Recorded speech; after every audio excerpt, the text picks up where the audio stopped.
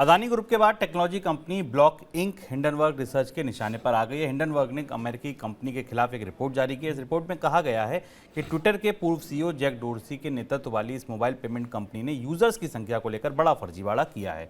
उसने अपने यूजर्स के मैट्रिक्स को बढ़ा चढ़ाकर पेश किया है। रिपोर्ट के बाद जैक डोर्सी का भी हाल गौतम अदानी जैसा होता दिख रहा है। एक ही दिन में उनकी संपत्ति $50 करोड़ से ज़्यादा घट गई। कंपनी के शेयर 20% तक टूट गए। सर, ब्लॉक इंक में क्या क्या फ्रॉड पाए गए? शुभम, हम लोगों से इकोनॉमिका में किसी ने सवाल भी पूछा था कि हिंडनबर्ग जैसी फर्म्स जो हैं वो केवल दुनिया के अन्य कंपनियों के देशों की कंपनियों को नहीं देखती हैं। शॉर्ट सेलर फर्म्स के काम करने का तरीका थोड़ा अलग होता है।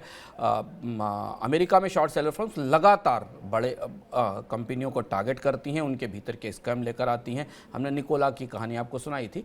इसी सीरीज़ में हिंडनबर्ग ने जैक डोर्सी की फर्म ब्लॉक को पकड़ा और ब्लॉक में काफ़ी बड़ा मामला पाया गया है।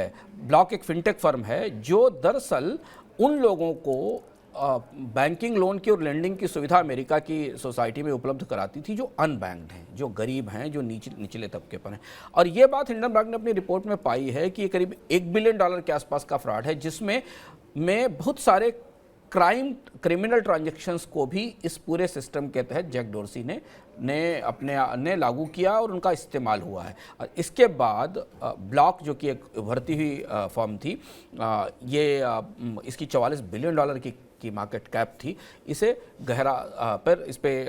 गहरा झटका लगा। और इसके साथ अमेरिका के रेगुलेटर्स पर भी सवाल उठे हैं, क्योंकि हिंडनबर्ग ने अपनी करीब 1-1.5 साल की पड़ताल में यह पाया कि कैसे कैसे ब्लॉक ने जो उन लोगों को टारगेट किया जिन्हें बैंक से लोन मिलने की सुविधा नहीं होती थी, उन्हें लोन दिए गए, उनके पेमेंट्स इससे लागू किए गए और इससे नियमों का वायलेशन हुआ है। और एक चीज़ और पाई है हिंडनबर्ग ने इस रिपोर्ट में कि कंपनी, जैक डोर्सी की कंपनी ऐसे ढंग से चल रही थी कि इसमें कहीं भी किसी तरीके के कंप्लायंस कंट्रोल नहीं थे पूरी तरह से। तो इस परिस्थिति में ये दूसरा बड़ा, तत्काल 6 महीने के भीतर अगर आपको दिखाई दे तो 3 महीने के भीतर ये दूसरा बड़ा हिंडनबर्ग का दूसरा बड़ा खुलासा है, एक शॉर्ट सेलर फर्म का बड़ा खुलासा है। और जैसे भारत के रेगुलेटर्स अडानी समूह के मामले में सोते हुए पाए गए, उन्हें ये नहीं पता चला, सुप्रीम कोर्ट को कहना पड़ा कि जांच की जाए, वैसे ही ब्लॉक के मामले में अमेरिका के रेगुलेटर्स भी सोते हुए पाए गए। और एक शॉर्ट सेलर फर्म ने बताया कि जैक डोर्सी की फर्म दरअसल किस तरीके का फर्जीवाड़ा कर रही थी।